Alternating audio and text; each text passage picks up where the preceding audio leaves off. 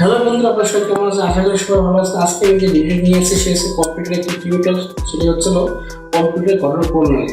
এই সম্পর্কে আমি আজকে আলোচনা করবো। বন্ধুরা, আমার ভিডিওটি যদি ভালো লাগে অবশ্যই লাইক করবেন, সাবস্ক্রাইব করবেন, বেশি বেশি শেয়ার করবেন, সাবস্ক্রাইব পাশে থাকা যে বেল আইকনটি আছে সেটি ক্লিক করে রাখবেন, যাতে পরবর্তী ভিডিও আমরা আপনাদের দেখাতে পারবো বা আপনারা পেয়ে থাকেন।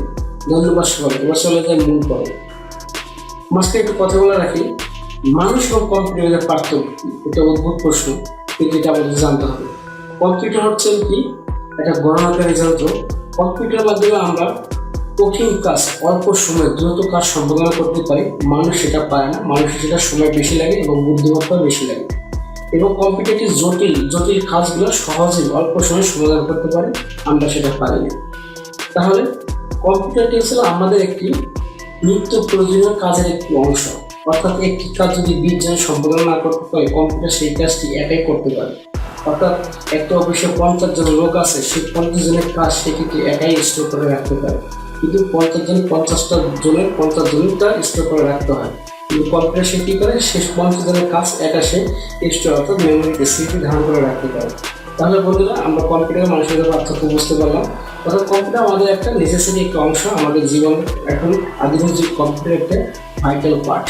তাহলে কথা না বলে চলে যাও কম্পিউটার গঠন প্রণালীতে। গঠন ও উদ্দেশ্য ভেদে কম্পিউটারকে সাধারণত দুই ভাগে ভাগ করা হয়েছে: অ্যানালগ কম্পিউটার এবং ডিজিটাল কম্পিউটার।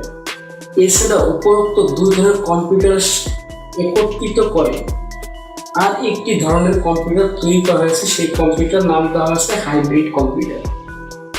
অর্থাৎ অ্যানালগ কম্পিউটার ডিজিটাল কম্পিউটার সংশ্লিষ্টকারী আরেকটি কম্পিউটার তৈরি করা হয়েছে, সেই কম্পিউটার নাম দেওয়া হয়েছে হাইব্রিড কম্পিউটার। ডিজিটাল কম্পিউটারকে আবার 4 ভাগে ভাগ করা হয়েছে: super computer, main frame computer, micro computer এবং পার্সোনাল কম্পিউটার। সুপার কম্পিউটার প্রত্যেক দেশের একটি নির্দিষ্ট ভাবে তৈরি করা, নিজের প্রযুক্তি তৈরি করা কম্পিউটারগুলো সাধারণত সুপার কম্পিউটার বলে।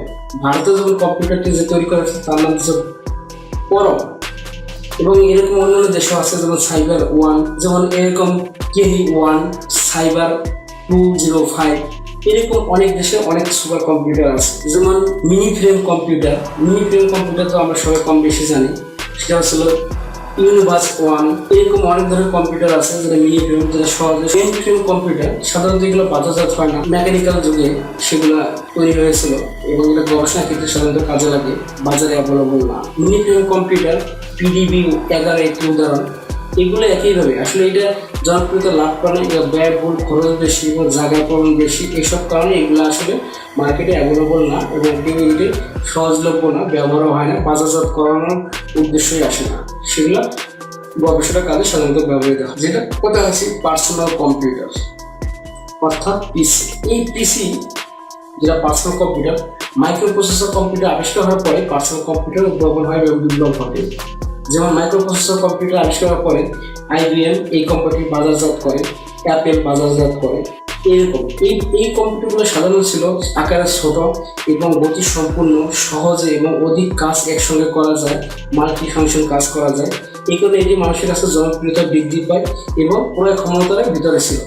সেই ক্ষেত্রে পার্সোনাল কম্পিউটার আমরা বাজারে যে অ্যাভেলেবল যে কম্পিউটারগুলো দেখতে পারি সেগুলি হচ্ছে পার্সোনাল কম্পিউটার। হ্যালো বন্ধুরা, আমার এই ভিডিও যদি ভালো থাকে আবার আপনাদের কাছে রিকোয়েস্ট করি আমার সাথে থাকবেন।